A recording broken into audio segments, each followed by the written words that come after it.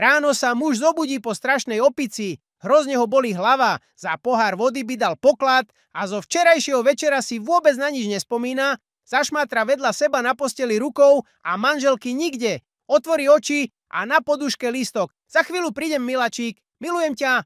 Vstane, ide do kuchyne a tam už pripravené raňajky, čerstvé pečivo, horúca káva, praženica, slaninka a opäť odkaz. Dobré ráno, ľúbim ťa.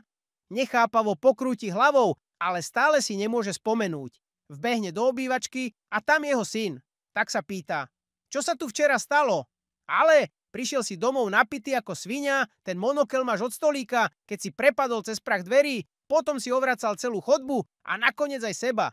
No dobre, ale to nevysvetľuje, čo sa tu stalo.